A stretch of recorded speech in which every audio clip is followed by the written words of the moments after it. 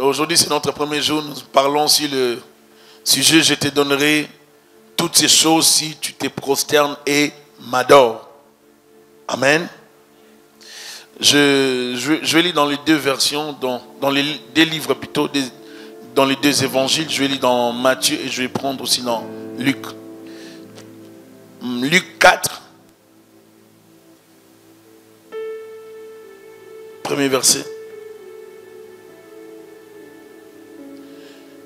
Jésus, rempli du Saint-Esprit, revint du Jourdain et il fut conduit par l'Esprit dans les déserts, où il fut tenté par le diable pendant 40 jours. Il ne mangea rien durant ces jours-là. Et après qu'ils furent écoulés, il eut faim. Le diable lui dit: si tu es fils de Dieu, ordonne à cette pierre qu'elle devienne du pain. Jésus lui répondit: il est écrit, l'homme ne vivra pas de pain seulement. Le diable l'ayant élevé lui montra en un instant tous les royaumes de la terre. Il lui dit: je te donnerai toute cette puissance et la gloire de ces royaumes, car elle m'a été donnée. Et je te la donne, et je la donne à qui je veux. Si donc tu m'adores, elle sera toute à toi. Jésus lui répondit: il est écrit, tu adoreras le Seigneur ton Dieu et tu le serviras lui seul. Le diable les conduisit encore à Jérusalem, les plaça sur les halls du temple et lui dit: si tu es fils de Dieu, jette-toi d'ici en bas, car il est écrit, il donnera des ordres à ses anges à ton sujet, afin qu'ils te gardent, et ils te porteront sur les mains de peur que ton pied ne heurte contre une pierre. Jésus lui répondit: il est écrit, tu ne tenteras point le Seigneur ton Dieu. Après l'avoir tenté de toutes ses manières, le diable s'éloigna de lui jusqu'à un moment favorable. Je relis le verset 13. Après l'avoir tenté de toutes ses manières, le diable s'éloigna de lui jusqu'à un moment favorable. Matthieu chapitre 4. Je commence au verset 1er. Alors Jésus fut amené par l'Esprit dans le désert pour être tenté par le diable. Après avoir jeûné 40 jours et 40 nuits, il eut faim. Le tentateur s'étant approché, lui dit: si tu es fils de Dieu, ordonne que ces pierres deviennent des pains. Et Jésus répondit: il est écrit, l'homme ne vivra pas de pain seulement, mais de toute parole qui sort de la bouche de Dieu. Le diable le transporta dans la ville sainte, le plaça sur le haut du temple et lui dit: si tu es fils de Dieu, jette-toi en bas, car il est écrit, il donnera des ordres à ses anges à ton sujet. Et ils te porteront sur les mains de peur que ton pied ne heurte contre une pierre. Jésus lui dit: il est aussi écrit, tu ne tenteras point le Seigneur ton Dieu. Le diable le transporta encore sur une montagne très élevée. Il montra tous les royaumes du monde et leur gloire. Et lui dit: je te donnerai toutes ces choses si tu te prosternes et m'adores. Jésus lui dit: retire-toi, Satan, car il est écrit, tu adoreras le Seigneur ton Dieu et tu le serviras lui seul. Alors le diable le laissa, et voici des anges vinrent auprès de Jésus et le servirent. Alléluia. Alléluia. Parole de vie déclare ceci dans le verset 8 et 9. L'esprit du mal amène encore Jésus sur une très haute montagne. Il lui montre tous les royaumes du monde avec leurs richesses et lui dit: mets-toi à genoux devant moi pour m'adorer. Nouvelle Bible seconde déclare: le diable l'amena encore sur une montagne très haute, lui montra tous les royaumes du monde et leur gloire et lui dit: je te donnerai tout cela si tu tombes à mes pieds pour te prosterner devant moi. Jésus fut tenté par le diable pour, n'est-ce pas, céder dans le plan qu'avait le diable afin de l'arrêter dans le processus de la recherche de la présence de Dieu. Le diable, d'après la lecture que nous venons de faire dans Luc chapitre 4, nous voyons que le diable ne l'a pas tenté seulement un jour ou le dernier jour. Dans Luc chapitre 4, la Bible dit, verset 2, il fut tenté par le diable pendant 40 jours. Est-ce que vous voyez ça? Luc 2, 4 et 2. Il fut tenté par le diable pendant 40 jours. Il ne mangea rien durant ces jours-là. Et après qu'ils furent écoulés, il eut faim. Le diable ne l'a pas tenté les derniers jours. Comme pensent plusieurs. Il faut lire la Bible avec la pensée de la complémentarité. Les évangiles, c'est complète. Amen. Et Luc nous donne la vérité ici. Il dit, il a été tenté pendant 40 jours. Dès les premiers jours qu'il a eu la pensée de jeûner, de chercher la face de Dieu, dès les premiers jours qu'il a commencé à chercher Dieu, le diable était venu. Le diable était venu parce qu'il voulait l'arrêter. Il ne voulait pas qu'il continue. Cette histoire nous rappelle aussi, n'est-ce pas, la tentation du diable dans le désert, dans l'histoire de veau d'or. Ça nous rappelle ce que le diable avait fait. Le diable vient toujours pour tenter le peuple de Dieu. Le diable vient présenter la séduction. Il vient présenter des choses qui attirent, afin de séduire plusieurs. Le diable vient tenter Jésus au niveau de l'âme, au niveau du corps et au niveau de l'esprit. Il a tenté, il a poussé Jésus-Christ à faire des choses. Il a poussé Jésus-Christ, n'est-ce pas, à céder à sa pression. Le diable exerçait tellement la pression sur Jésus-Christ que si Jésus n'était pas Jésus, il allait céder. Alléluia. Vous savez, dans les jardins d'Éden, lorsqu'il a tenté Adam, il leur a dit, vous serez comme des dieux. Le diable est tellement rusé que ce que tu as déjà en toi, il va t'en parler comme si tu ne l'avais pas. Comme si tu n'en avais même pas. C'est-à-dire, le diable voit déjà qu'en toi, il y a des choses. Mais lorsqu'il vient te tenter, il te propose ce que tu as déjà. Est-ce que je me fais comprendre? Mais la plupart du temps, nous tombons dans ces pièges. Il y a certaines choses que nous suivons qui sont déjà en nous. Que Dieu a déjà déposées dans nos vies. Mais nous succombons parce que nous aimons le matériel. Le diable va tenter Adam et Ève, les pousser, n'est-ce pas, à chercher à devenir comme les dieux alors qu'ils étaient déjà des dieux. Ils vont tomber, n'est-ce pas, dans la tentation. La tentation du premier Adam se déroula dans les jardins, tandis que Jésus-Christ, le second Adam, fut tenté dans le désert. Adam mangeait bien. Il fut accompagné de sa femme dans les jardins. Il était bien, il était amoureux. Il mangeait. Il n'avait pas de raison de céder à la tentation. Il avait tous les éléments pour résister. Deux valent mieux qu'un, n'est-ce pas? Ils étaient à deux. Ils avaient déjà la possibilité. Ils mangeaient. Ils pouvaient manger les légumes, les fruits, tout ce qu'ils mangeaient. Tout ce que Dieu avait prévu dans ce temps-là. Mais malgré qu'ils mangeaient, malgré qu'il y avait une femme à côté, il fut séduit, lui et sa femme. Mais le second arrive. Lui, il ne sera pas tenté dans les jardins. Lui, il vivra sa tentation dans les déserts.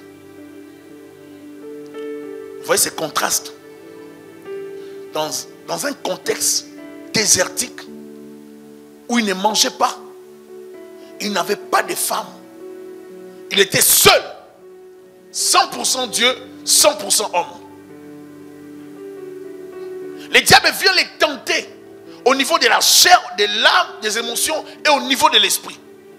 Il veut les pousser à exercer sa divinité pour violer certains principes. Alors qu'il était en mission, il devait vaincre le diable dans les déserts parce que le diable avait vaincu le premier Adam dans les jardins. Alléluia. Alors lui n'avait pas le choix que de remporter la victoire. Parce que l'avenir de l'humanité en dépendait. D'où le diable, dès qu'il a vu Jésus-Christ prendre l'option sous l'Esprit de Dieu, de jeûner, de prier, le diable est descendu directement. Je voudrais te dire que le diable est contre le temps de prière et le temps de jeûne. Il n'aime pas ça.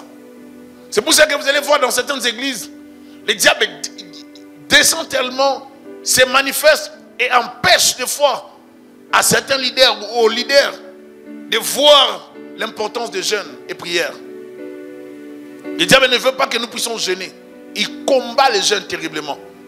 Je disais tout à l'heure qu'Adam mangeait bien et fut accompagné de sa femme dans le jardin.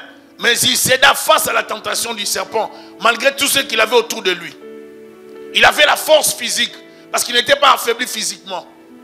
Mais il n'avait pas la force, n'est-ce pas, de dire non à Satan.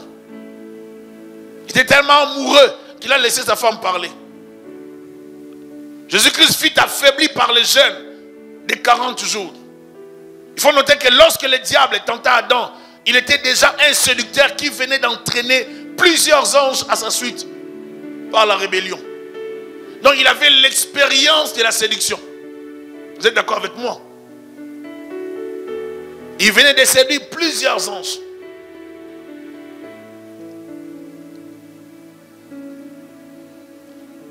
À la tentation du Seigneur Jésus-Christ dans le désert, le diable avait derrière lui quelques milliers d'années d'expérience.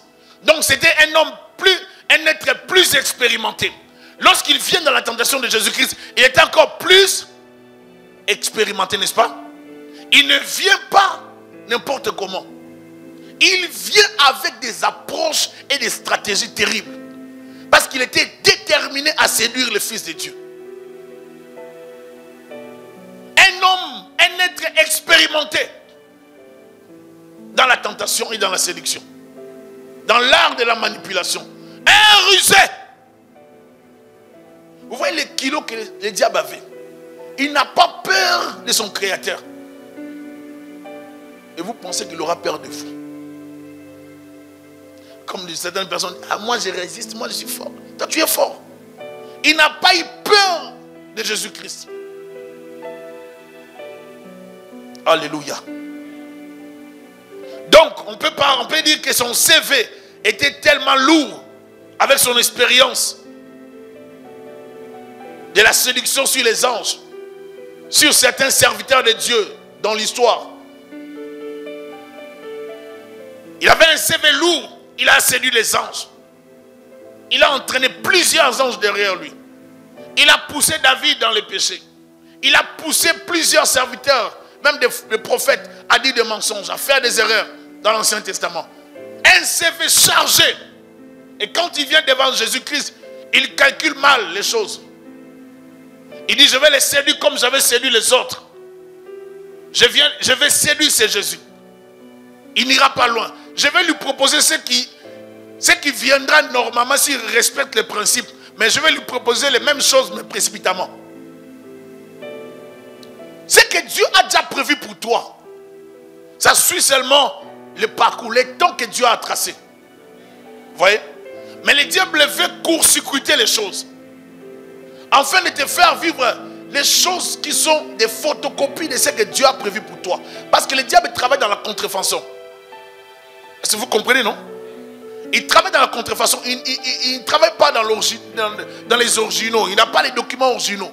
Tout ce qu'il produit, c'est, n'est-ce pas, des copies. Mais la plupart du temps, nous les croyants, nous les enfants de Dieu, nous les humains, nous acceptons des copies. Il y a plusieurs personnes dans ce monde qui vivent avec des copies. Qui vivent avec des bénédictions copiées. Qui vivent avec la contrefaçon. Qui vivent avec des choses qui ne leur appartiennent pas. Parce que le diable a copié. Le diable a piraté. Dans certains pays, on écrit les contrefacteurs sont punis de servitude. Vous pouvez penser au sort de Satan. Il était trop sûr de lui, Satan, dans son coup de la tentation du désert. Et le Seigneur voyait l'avenir de l'humanité. Et Jésus voyait la croix. Jésus voyait que s'il cédait, il n'allait même plus attendre la croix. La tentation de Jésus-Christ n'était pas un jeu. un rôle que jouait le Fils de Dieu, mais c'était une réalité. Jésus ne jouait pas un rôle, comme plusieurs le pensent, comme il était Fils de Dieu. Il a seulement joué un rôle pour remplir une formalité. Non, le diable l'avait tenté pour le séduire. Et il pouvait tomber, parce qu'il était aussi 100% humain. Hébreu nous dit, il fut tenté en toutes choses. Tenté en toutes choses. Mais il ne pécha point. Il fut tenté. La tentation vient pour attirer, séduire. Ce n'est pas une tentation. S'il ne pouvait pas vivre la tentation, ni céder à la tentation, on dit à vaincre sans péril, on triomphe sans gloire. Jésus ne pouvait pas remporter la victoire sans passer par la souffrance. Jésus ne pouvait pas accepter de jouer un rôle, juste un jeu comme ça. C'était du sérieux, ma soeur, mon frère. Alléluia. Ce n'était pas un jeu que Jésus jouait. Ce n'est pas une partie, un temps de Nintendo, non. C'était une réalité. Le diable était venu séduire le Fils de Dieu. Jésus-Christ pouvait céder à la tentation, raison pour laquelle il a été tenté. Sinon, c'est du cinéma. La vérité est qu'il était né sans l'handicap du péché. Jésus n'était pas né avec la nature pécheresse. Il n'avait pas cet handicap du péché que nous avons hérité de nos pères ou de nos premiers parents, Adam et Ève. Donc, il était comme le premier homme sur la terre sans péché. Mais le premier homme sur la terre a péché. Adam fut créé sans péché. Amen. Parce que Dieu avait trouvé que c'était très bon ce qu'il créait. Il appréciait même la création. Dieu dit, oh c'est bon. Non, très bon. Dieu a apprécié l'humain. Dieu était dans la joie. Il n'était pas créé avec les péchés. Il était créé parfait parce qu'il était dans un contexte de communication avec Dieu. Facile. Et chaque soir, Dieu descendait pour lui parler. Il était tellement habitué avec Dieu, proche de Dieu. C'est dans ce contexte-là que Dieu nous veut. D'avoir accès facile dans sa présence, de communiquer avec lui. Maintenant, le péché vient mettre une barrière entre l'homme et Dieu. Maintenant, le second Jésus, le second Adam qui vient, lui, il n'avait pas la nature du péché. Donc le péché ne pouvait pas réclamer le péché dans sa vie. Les diables ne pouvaient pas le séduire. Même Adam ne pouvait pas tomber s'il voulait résister. C'est que je lui réponds seulement son amour envers Ève et son silence. Il y a des gens qui ne veulent pas dire Amen. Parce qu'ils pensent qu'ils vont pécher. Si nous sommes là où nous sommes, c'est à cause d'Adam. Vous le savez, non? Et si nous sommes aussi là où nous sommes aujourd'hui dans cette salle, c'est à cause du deuxième Adam, Jésus-Christ. Alléluia. Donc le premier nous a entraînés dans les péchés, le deuxième nous a sauvés et il continue à nous sauver. Alléluia. Il est en train de corriger les erreurs du premier. Il est en train de réparer des choses. Alléluia. La victoire de Jésus, c'est notre victoire. C'est pour cela que les prédécesseurs, les gens qui précèdent, les ascendants, ou bien les pères, sont appelés à poser des actes qui auront des répercussions positives et non négatives dans leur famille. Vous êtes là? C'est très important. Comprendre rapidement les enjeux de la tentation. Le diable voulait soustraire la vocation messianique de la vie de Jésus-Christ afin de faire de lui un homme politique. Il a voulu pousser Jésus à la politique directement. Cette tentation s'adresse au ministère national de Jésus-Christ. Il présente Jérusalem. Il dit, Jésus, je peux faire de toi un nom ici à Jérusalem. Jérusalem, c'est la ville de Dieu. Qui d'entre nous, lorsqu'on lui proposerait même ce genre de choses, tu sais, toi, tu seras connu dans la ville de Toronto, de Montréal. Tout Canada parlera de toi. Nous avons des choses comme ça. Nous, les humains. Mais Jésus va commencer à refuser les offres sataniques. Il va commencer à refuser parce qu'il voyait l'avenir de l'humanité. Il refuse tout ce que le diable lui présentait. Jérusalem, les temples, la gloire. Il va lui dire, l'homme ne vivra pas de pain seulement, mais de toute parole qui sort de la bouche de Dieu. Le diable utilise la parole, mais dans un autre contexte, hors contexte. Il applique mal la parole. Ça, c'est le rôle de Satan. Le diable utilisa les Écritures pour inciter Jésus-Christ à forcer la main de son Père par des miracles hors la volonté de Dieu. Le diable utilisa l'Écriture contre l'Écriture en sortant une citation hors de son contexte dans le but de séduire Jésus-Christ.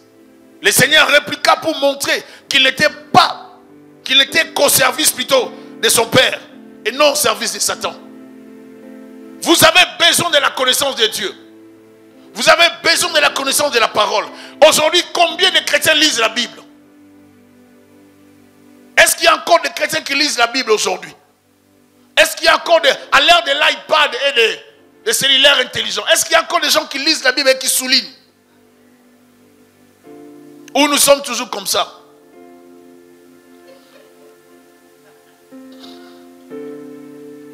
Comme je fais là. Et on ne se rend pas compte qu'on n'a même plus la possibilité de souligner. Ça fait qu'il y a plusieurs personnes qui n'ont pas de versets dans la tête. Les gens de l'époque avaient des choses dans la tête.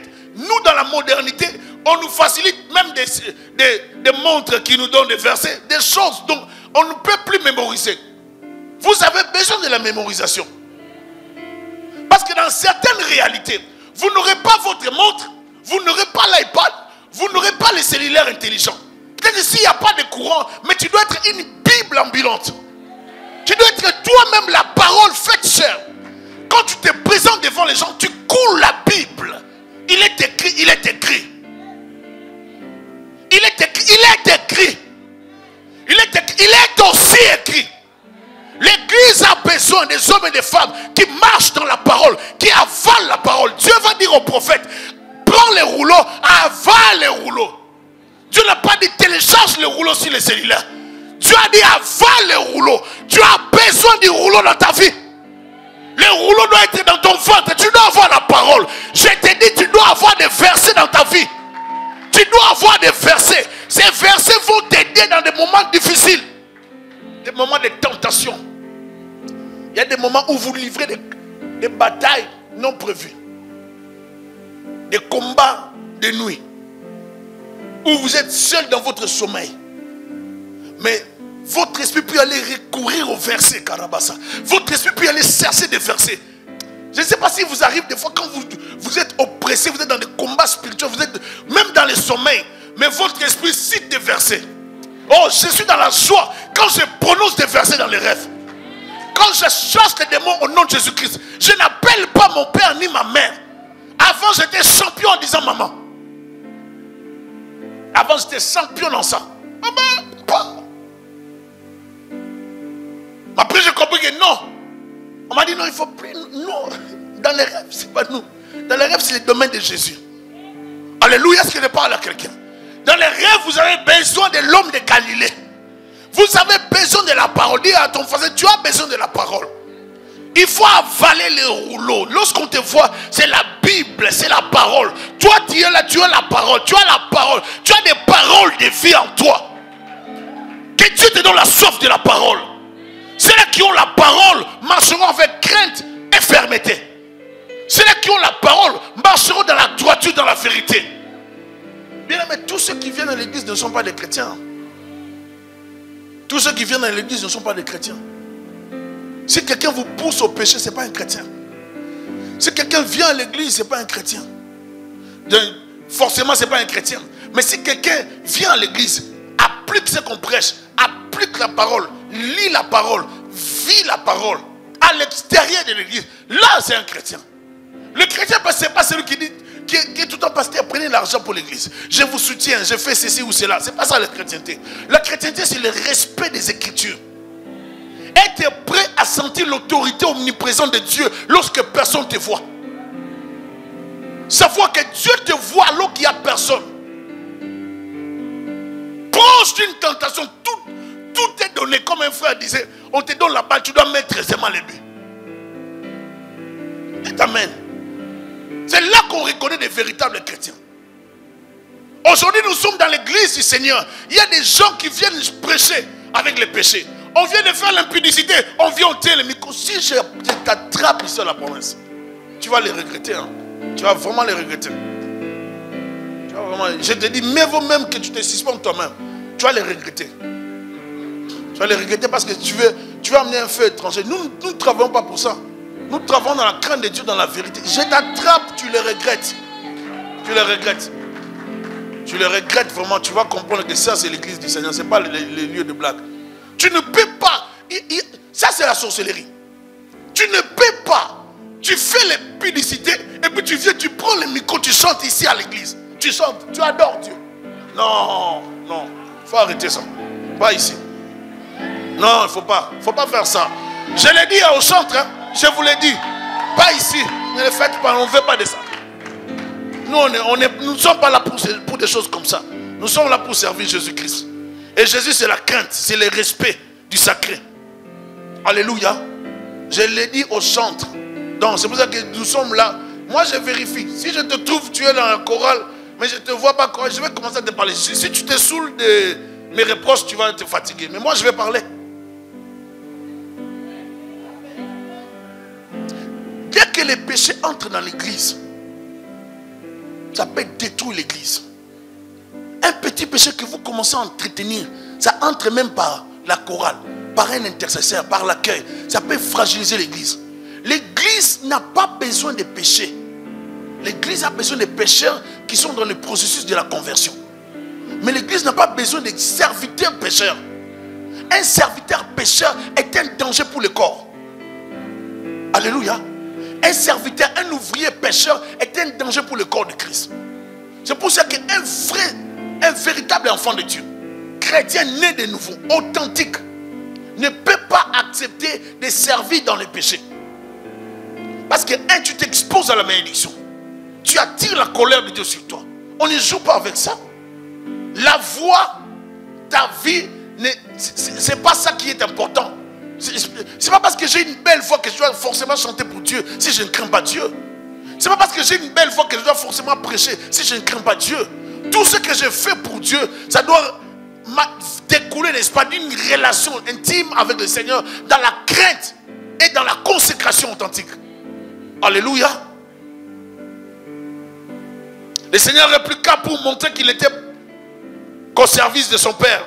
Les conséquences de cet affrontement entre Jésus et le diable étaient incalculables. Si Jésus succombait à la tentation, il subirait les sorts de tout homme.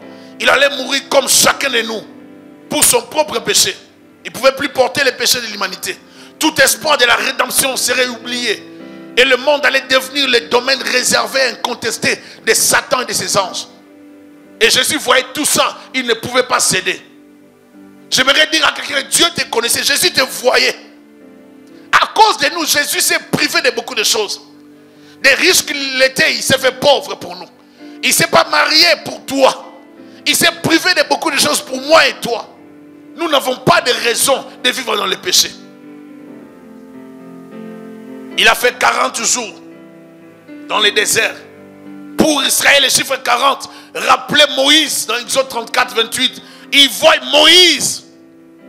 D'où Jésus apparaît ici comme le nouveau Moïse. Lorsqu'on voit Jésus, on peut parler de ce nouveau Moïse qui amène le nouveau exode. Il amène le nouveau exode où il veut nous sortir de l'Égypte. Il nous conduit dans les déserts comme lui. Afin que nous apprenions dans les déserts. Nous sommes dans les déserts, nous sommes dans ce processus. Nous vivons les tentations tous les jours. C'est dans les déserts que nous allons vivre les veaux d'or. Nous sommes dans ces déserts. C'est maintenant que vous voyez des veaux d'or. Vous voyez des hommes adorer des statues. Vous voyez des hommes adorer des hommes. Vous voyez des hommes devenir des dieux. Nous sommes dans les déserts. Vous voyez des pasteurs devenir des dieux.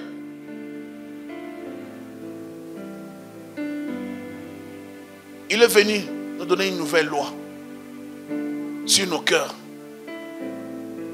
Il nous a sortis de l'Égypte. Il nous conduit vers la terre sainte. On n'aura plus besoin du tabernacle. Lui-même, il est notre tabernacle. Il a tabernaclé dans nos vies. Alléluia. On n'a plus besoin de construire les temples. Lui-même, il est notre temple. Alléluia. Donc en lui, nous sommes déjà dans les temples. 1 Corinthiens chapitre 3. Nous sommes déjà dans ce temple qui est Jésus-Christ.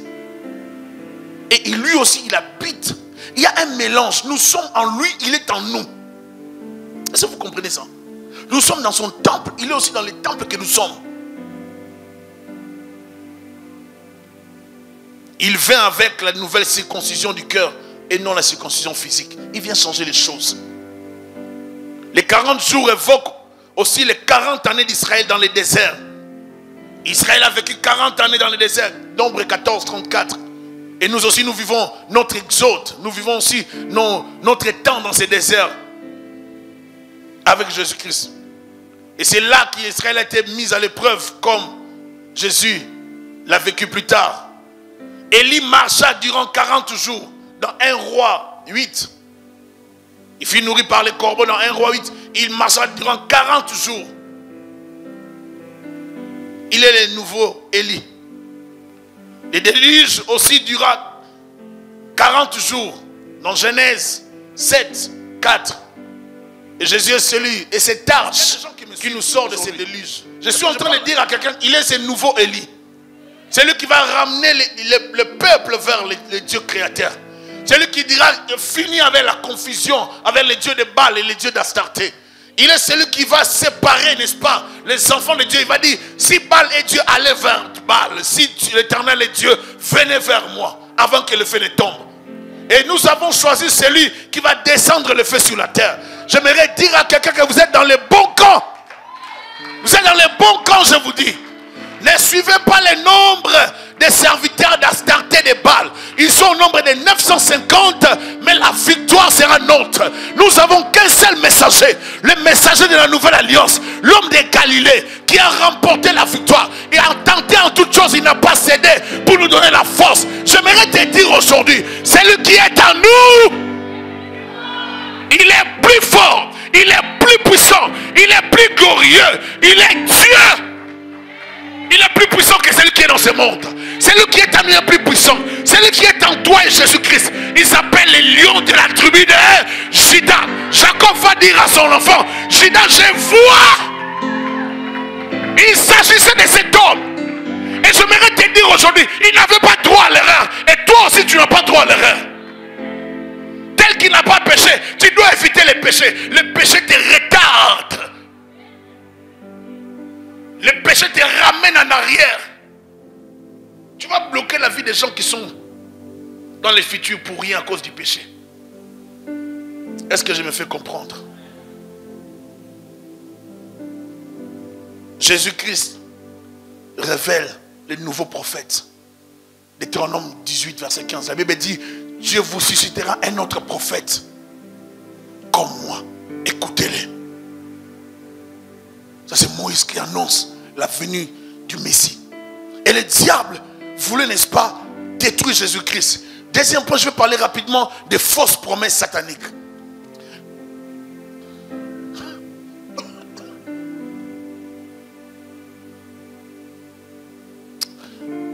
Le diable promet au Seigneur Jésus une gloire éphémère par rapport à la gloire à venir qu'il aura. Le diable conditionne ses dons au Seigneur Jésus par une adoration. Il veut les honneurs qui sont dus à l'Éternel. Il veut la place de Dieu et non autre chose. Il est prêt à tout promettre pour te séduire. Le diable promet. Le diable travaille beaucoup avec ses anges dessus pour séduire un plus grand nombre de gens par les biens matériels. L'amour du monde et des biens matériels est en contradiction avec les principes divins. Le diable cherche des potentiels candidats dans les domaines politiques, dans les domaines économiques, dans les affaires, dans la science, dans la recherche, dans les inventions d'objets, afin de leur donner ce qu'ils cherchent et eux aussi en retour seront ses serviteurs ou deviendront ses serviteurs sur la terre. Ils cherchent des adeptes. Ils cherchent des adorateurs. La guerre de ce monde est pour ses contrôles, pour son contrôle par des forces spirituelles. Dieu veut contrôler, le diable veut aussi contrôler. Le diable veut tout contrôler par la séduction à travers les choses de ce monde. C'est pour ça que vous voyez les actions du diable. Il séduit plusieurs personnes pour avoir l'argent. Vous aurez toujours des promesses, mais après ces promesses, vous vivrez les conséquences sataniques. Vous vivrez l'autre partie, la face cachée du diable. De nos jours, plusieurs jeunes sont dans des loges occultes. Plusieurs jeunes. On pensait à l'époque, plusieurs voient seulement les parents. Les parents sont condamnés. Non. Il y a certains péchés, ce sont les enfants qui les font. Des fois, les parents ne savent pas, leurs enfants contractent des esprits, entrent en contact avec des démons. Plusieurs jeunes travaillent dans les loges. Je parlais un jour avec mon frère, et puis on réfléchissait sur certains des jeunes que nous connaissions à l'époque. Plusieurs d'entre eux sont dans les loges. Ils sont des occultistes. Ils s'engagent dedans pour avoir l'argent. Aujourd'hui, on vient les solliciter au niveau des écoles, à l'université. Et qu'est-ce qu'on fait aujourd'hui en Occident? On prépare nos enfants à vivre cela. À l'école, on les habitue à aimer la sorcellerie, à ne pas voir les dangers avec la sorcellerie. On les habitue à vivre la sorcellerie. Bouillon des sorcières. Halloween. On habitue nos enfants aux choses occultes. Et bientôt aux États-Unis, il y aura des cours, n'est-ce pas, qui vont expliquer le monde de Satan, la sorcellerie, avec des signes occultes. On a déjà projeté ça ici, des dessins animés. Et c'est ce que le diable veut faire. Pourquoi le diable séduit? Parce qu'il veut contrôler. J'aimerais te dire, tu as déjà ce que tu cherches. Tu as déjà ce que tu cherches. Dieu ne t'a pas envoyé dans ce monde vide. Ce que Dieu t'avait donné est spirituel. Tu as déjà ce que tu cherches. Le spirituel appelle des choses visibles. C'est à partir de... Vous savez que tout ce qui existe vient du monde invisible. La Bible dit dans Colossiens, n'est-ce pas? Ce qui est visible. Donc, dans le spirituel, Dieu avait déjà créé les trônes, les dignités, toutes ces choses-là. Tout existe déjà. Mais c'est les domaines invisibles qui appellent les choses à l'existence. Alléluia. Là, vous pouvez voir. C'est ça. Donc, c'est que le diable enseigne dans les écoles. Ça veut introduire dans les écoles. De voir ces choses ici sataniques. Ils ne verront pas les dangers dans ça. D'où, si demain on les sollicite, ils s'engageront. Et des fois, les parents ne seront même pas informés. Est-ce que vous êtes là? Nous devons veiller à ce que le diable est en train d'imposer dans la société. J'aimerais, troisième point, avant de finir, parler des lois sataniques qui contrôlent le monde. Le diable veut empêcher la prière à tout prix. Il n'aime pas la prière. Il combat la vie des jeunes. Ah, j'ai la vie de retraite. Ah, je devais faire. C'est ce que le diable veut faire. Il travaille pour convaincre le monde de son absence et de son bon côté. Plusieurs personnes que nous vivons dans ce monde ne voient pas que le diable existe. Pour eux, le diable n'existe pas. Et il y en a d'autres qui voient en Satan maintenant un gentleman, un gars sympa. C'est comme ça que le diable est en train d'amener les choses. Je vous l'ai dit. Le diable s'est fait passer maintenant pour un homme bon, un être bon, quelqu'un qui fait du bien aux gens. Et comme il s'est séduit par sa beauté, il apparaît avec une beauté, il séduit les gens. Il fait n'importe quoi. Il pousse les gens au délire. Il pousse les gens au péché pour faire du mal au cœur de Dieu. C'est l'objectif de Satan. Il veut contrôler plusieurs adeptes à sa suite via toutes sortes de séductions, surtout via l'argent, via l'ambiance, la musique du monde, les femmes, les hommes aussi. Le diable tient à arrêter les gens en plein jeûne et prière. Jésus-Christ a commencé à jeûner. Le diable vient directement. Il ne veut pas qu'il puisse continuez avec le jeûne. À chaque fois que vous jeûnez, sachez-le aujourd'hui, que vous attirez le ciel dans votre vie. La puissance de Dieu descend sur vous. Et le diable combat les jeûnes à un niveau très élevé. Des fois, vous avez faim, mais ce sont des faim bizarres. Le diable fera tout pour vous arrêter dans le jeûne. Est-ce que vous me suivez? Le diable n'aime pas qu'on puisse finir le programme de jeûne. Jésus-Christ a commencé. Le diable vient directement pour l'arrêter. Et c'est ça qui arrive.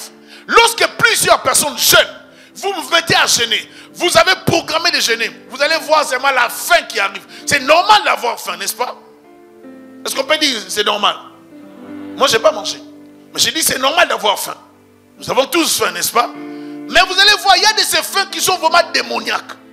Et ça vient juste pour vous arrêter. Imaginez, vous avez programmé un temps de chercher Dieu. En les cherchant, c'est pour votre bien. C'est pour vous enrichir spirituellement. C'est pour ouvrir des portes. C'est pour vous oindre, vous équiper. Le diable vient vous arrêter. Il combat ton temps de prière. Il ne veut pas que tu pries. Toi, tu ne dors que lorsqu'il faut prier. Si tu regardes les films, tu as la force. Dès qu'on met la prière, tu dors. Tu es tout le temps fatigué pour la prière, pour la lecture de la parole, mais pas pour les films. S'il faut regarder Lady Gaga, tu regardes jusqu'à la fin. S'il faut regarder BET Award, tu regardes jusqu'à la fin.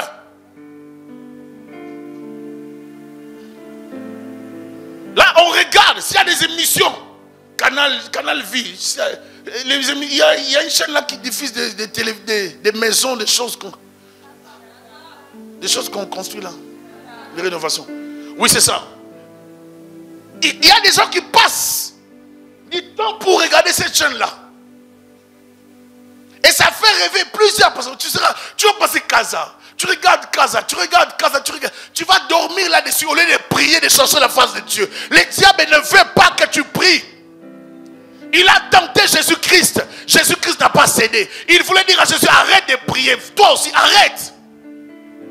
Arrête de prier. Je vais tout te donner sans la prière. C'est ce que le diable faisait. Arrête de jeûner. Je vais te donner la gloire de Jérusalem sans la prière. Vous voulez des choses faciles? C'est ça. Arrête de jeûner. Tu auras ça. Mais de ma façon, si tu te prosternes et m'adores, tu auras toutes ces choses. Arrête de prier. J'ai besoin que tu puisses t'agenouiller. Le diable, c'est ce qu'il cherche. Que tu puisses l'adorer. Il veut détourner l'adoration. Il veut détourner l'adoration. Il ne veut pas que tu finisses le temps de prière. Il ne veut pas que tu sois dans une église où il y a la prière. C'est pour ça que je vais dire quelque chose aujourd'hui. Il y a des gens qui ne peuvent pas évoluer dans certains milieux ecclésiastiques. À chaque personne, il y a des réalités spirituelles. Et à chacun, son église. Alléluia. Si tu es quelqu'un qui a beaucoup de combats spirituels, des démons, des choses comme ça, tu peux prier chez les baptistes sans avoir de problème avec eux. Tu passeras 10 ans, 15 ans, tu entreras au ciel. Peut-être si Jésus revenait. Toi, tu entreras au ciel. Tu as la garantie d'entrer au ciel. Mais ce que tu devais vivre sur la terre, regardez ça. Parce que plusieurs réalités que tu pouvais vivre seront contrôlées par des forces spirituelles. Le diable ne part pas si on ne les chasse pas. Le diable part lorsqu'on les chasse. Parce que le dimanche, je vais finir dans ça. Retire-toi, Satan. Tire-toi de moi. Le diable, si tu parles seulement avec Satan, tu ne chasses pas, il restera là, vous allez parler. Vous allez parler, il va parler, il a des arguments. Le diable parle lorsqu'on les chasse. On ne négocie pas avec le diable. Si tu essaies de t'asseoir sur la table pour dialoguer avec Satan, palabrer, trouver des terrains d'entente, tu auras des soucis dans ta vie. Il n'y a pas de négociation. On ne peut pas faire avec Satan le gouvernement d'union nationale. On ne peut pas travailler avec Satan dans un même projet. Si c'est les diables, il faut les traiter avec sévérité. Face à Satan, il faut invoquer le nom de Jésus-Christ. Ça prend la puissance pour traquer Satan et les chasser. Ça ne prend pas des paroles en l'air, ça ne prend pas de flatteries. Ça prend des hommes et des femmes qui prient. Le diable n'obéit pas à tout le monde. Le diable n'obéit pas à n'importe quelle déclaration. Le diable obéit aux gens qui ont l'onction, aux gens qui ont le mandat de Dieu, les gens qui ont le feu. Lorsque tu seras envahi par le feu, là tu pourras dire à Satan, lève-toi de là, pars vite. Quand tu parles comme ça, Satan, il y a les feux qui sortent de ta bouche. Les démons les voient. Ils savent que tu les as paralysés. Même si tu ne vois pas, nous chassons les démons dans les domaines de la foi. Nous opérons en tant que chrétiens dans la foi. Je n'ai pas besoin de voir, j'ai besoin de croire que ce que j'ai prononcé en tant que roi, fils de roi, sacrificateur de l'Éternel, prophète, dès que je parle, ça s'accomplit. Est-ce que je parle à quelqu'un? J'aimerais te dire que tu es sacrificateur. J'aimerais te dire que tu es le roi. Le roi n'opère pas sous l'autorité de quelqu'un d'autre. Le roi, il domine. Dieu nous a oués pour dominer. Il domine au milieu de ses ennemis. Nous sommes oués pour être des rois. Il a fait de nous un royaume sacrificateur. Il a fait de nous des rois et des sacrificateurs.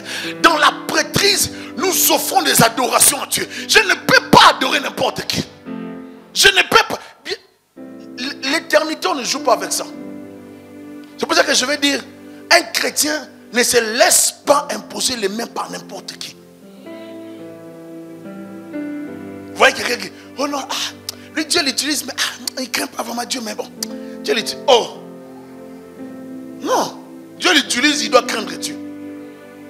Quelqu'un dit amen. Dieu l'utilise, oui, dans la crainte. Dans la crainte. Le diable ne veut pas que tu finisses ton temps de prière. Il veut que tu manges durant le jeûne. Il veut que tu puisses gâcher. Il veut tout gâcher. Il veut tout arrêter. Il veut nous séduire par les biens de ce monde. Il fait croire aux gens que c'est lui la solution et le faiseur des riches.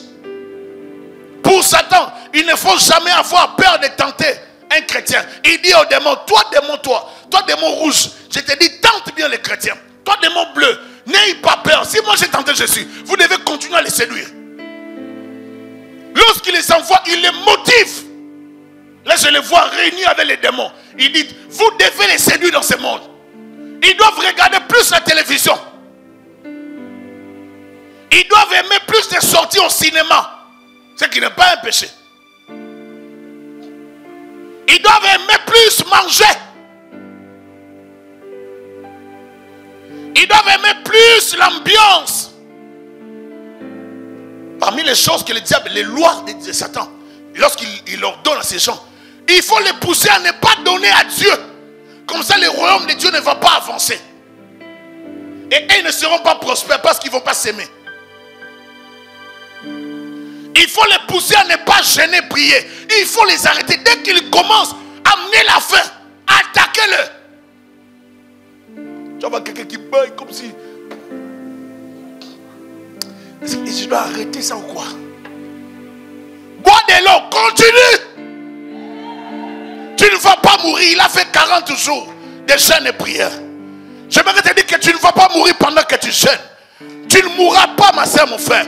Il faut continuer parce qu'à la fin de ces jeûnes, l'onction va doubler. À la fin de ces jeûnes, la puissance terrera sur toi. À la fin de ces jeûnes, les anges viendront pour te servir. Tu as besoin de chercher Dieu dans les temps de prière. Il ne veut pas que tu pries. Dis, je prier. Il ne veut pas que tu jeûnes. Dis, je vais jeûner. Peu importe les tactiques de Satan, je vais t'encourager à jeûner et à prier, à chercher la face de Dieu jusqu'à ce qu'il vienne et qu'il répande sur toi sa pluie de bénédiction. Il faut les chercher. Tu as besoin d'une race de chercheurs de sa présence. Tu as besoin de chasseurs de sa présence. Tu as besoin des assoiffés de sa présence. Tu as besoin des enfants qui les cherchent matin, midi, soir, qui crient, Père, nous avons besoin de voir ta gloire. Jésus savait qu'il ne pouvait pas faire le ministère sans la puissance. Les démons de votre famille ont besoin de ces chicotes spirituelles. Ils ont besoin de ces fouets spirituels. Les fouets que tu dois avoir, c'est la puissance du Saint-Esprit. Lorsque tu l'auras, à chaque fois que tu vas déclarer, fouets, ils vont libérer ta famille.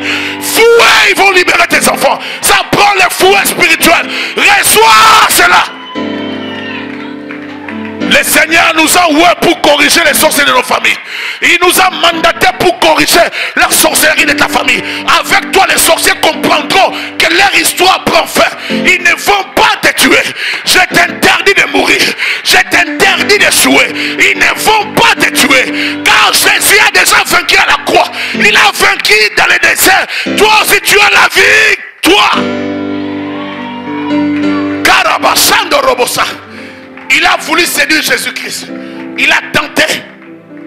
Il a crié la voix. Jésus a dit non, tu ne mourras pas. Il est aussi écrit. Tu as besoin de la parole. Dors dans la parole. Dévore les Écritures. Aime la parole. Et des temps de prière. Gêne.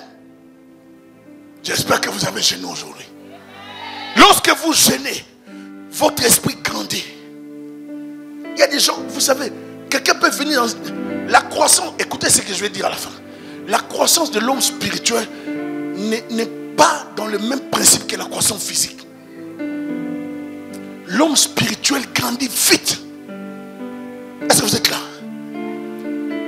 On peut venir dans une église, en une année on se convertit. Et on grandit plus vite que les gens qui ont fait 10 ans.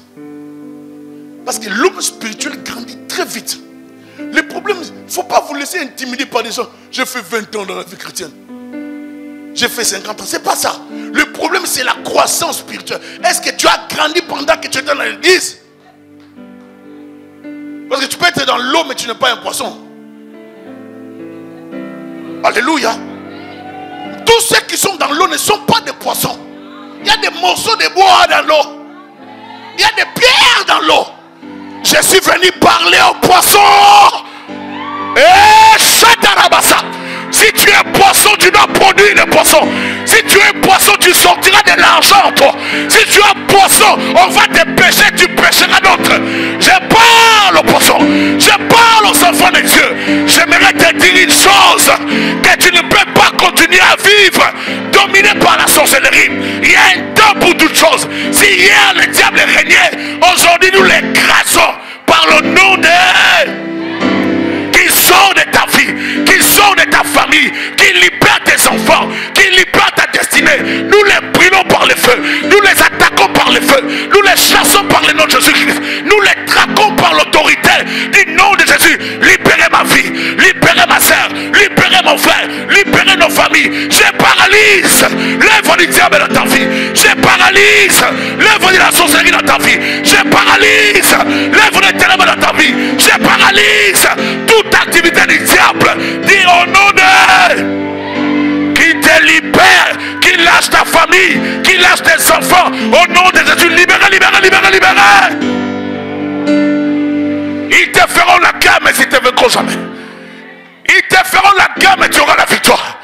Ils t'attaqueront, mais tu auras la victoire. Tu es de la race des géants. Tu es de la race des héros. Tu es de la race des vainqueurs. Tu as la nature de Jésus-Christ. Dans ces combats désertiques, c'est à toi la victoire.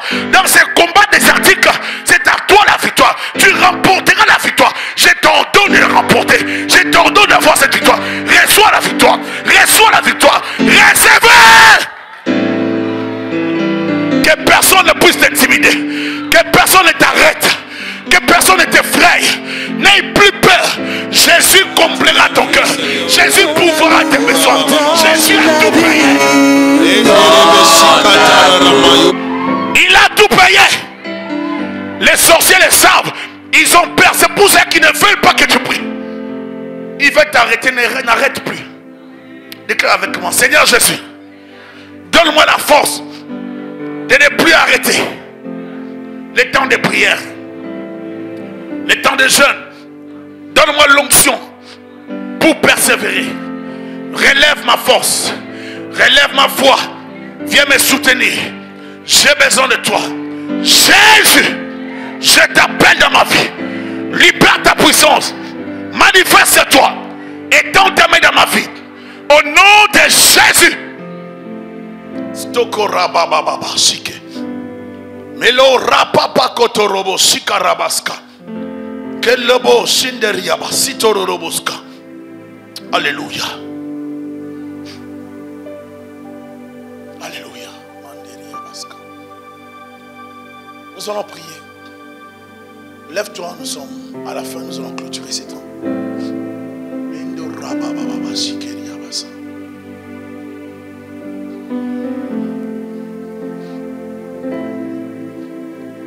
Et une sainte colère face aux œuvres du diable, face à la tentation. Il veut te séduire, il veut te détruire, il veut te pousser au péché pour détruire ton avenir. Il voit déjà que si tu pêches, les enfants seront sacrifiés. Si tu pêches, l'avenir sera affecté. Il veut détruire ton avenir en faisant des promesses sataniques, diaboliques, des mensonges inutiles. Il veut te détruire par la séduction. Déclare avec moi: Seigneur Jésus. Seigneur Jésus. Donne-moi la force. Donne-moi la force. De ne plus tomber. De ne plus tomber. De ne pas tomber. De ne pas de ne jamais tomber. De ne jamais tomber. Dans le plan du diable. Dans le plan du Jésus. Jésus. J'ai besoin de toi. J'ai besoin de toi. Viens me soutenir. Viens me soutenir. Donne-moi la force. Donne-moi la force. La puissance. La puissance. De résister. À la tentation. À la tentation. Au piège. Au piège. De l'ennemi. De l'ennemi. Je refuse. Je refuse. De tomber. De tomber. Sous le contrôle. Sous le contrôle. De l'ennemi. De l'ennemi. Au nom de Jésus. Au nom de Jésus. Au nom de Jésus. Au nom de Jésus. Esprit de Dieu. Esprit de Dieu. Viens m'envahir. Viens m'envahir. Esprit de Dieu. Esprit de Dieu. Viens m'envahir. Viens m'envahir. Viens me remplir. Viens me remplir. Par ta puissance. Par ta puissance. Par ta présence. Par ta puissance. Par ta puissance. Libère le feu. Libère le feu. Libère ta puissance. Libère ta puissance. Jésus. Jésus. Je t'appelle ce soir. Je t'appelle ce soir. Jésus. Jésus. Je t'appelle ce soir. Je t'appelle ce soir. Viens me toucher. Viens me toucher. Taya sapa baba kota. Kera baba kotororobo sikararaba sitororoboska. Alléluia. Skatorobo sata baba baba. Très beau karamaska. Écoutez-moi. Peut-être que tu es tombé dans un péché qui a donné droit à Satan d'opérer dans ta vie. Demande à Dieu pardon. Demande à Dieu de neutraliser l'impact de Satan dans ta vie. Prions s'il vous plaît. Chacun prie. Père Seigneur, je viens devant toi. Merci Seigneur Jésus. Pour mes péchés, Seigneur, j'ai péché chaque sang de moi écarté de ta bénédiction, Seigneur Jésus-Christ. Seigneur, pardonne-moi, Seigneur, si j'ai laissé la porte ouverte au diable, si j'ai laissé la porte ouverte aux ténèbres. Nous sommes en train de prier. Demande à Dieu pardon. Si tu avais péché, tu es tombé dans un péché, tu as ouvert des portes. Demande à Dieu pardon qu'il puisse te fortifier. Que le diable n'ait pas l'avantage dans ta vie. Refuse ça. Ne donne pas droit à Satan. Nous refusons qu'il puisse avoir de l'avantage dans nos vies. Jésus, alléluia. Que le diable n'ait pas de l'avantage dans ma vie.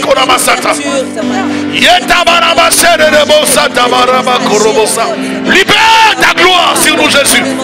Couvre-nous par ta présence. Couvre-nous par ton esprit. Que le diable n'ait pas l'avantage. N'ait pas l'avantage dans la vie de ma soeur, mon frère. Jésus, libère ta gloire. C'est ta rapakoto. Sikata la mayekoto robosita. Alléluia. Kendelebo sika. Aujourd'hui, ça je veux sceller, Seigneur Jésus-Christ. Alléluia. Fais l'alliance avec toi, Père.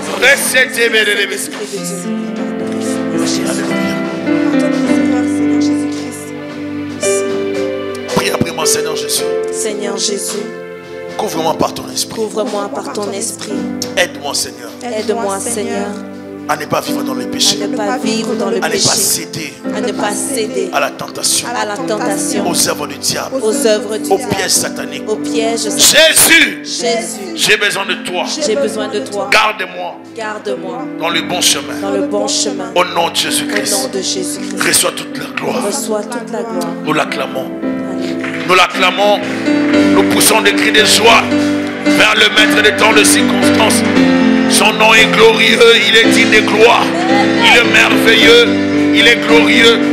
Alléluia. À lui toute la gloire. À lui toute la gloire. Au nom de Jésus. Père, sois béni, sois glorifié pour tes œuvres parmi nous. Nous t'honorons, nous t'exaltons. Alléluia. Nous t'acclamons pour la victoire de la croix, pour la victoire du désert. Parce que le premier Adam avait échoué. Toi, tu as remporté la victoire dans le désert. Et plus tard à la croix. Merci pour ta fidélité. Merci pour ta loyauté. Merci pour ton intégrité envers le Père. Merci Jésus. Alléluia.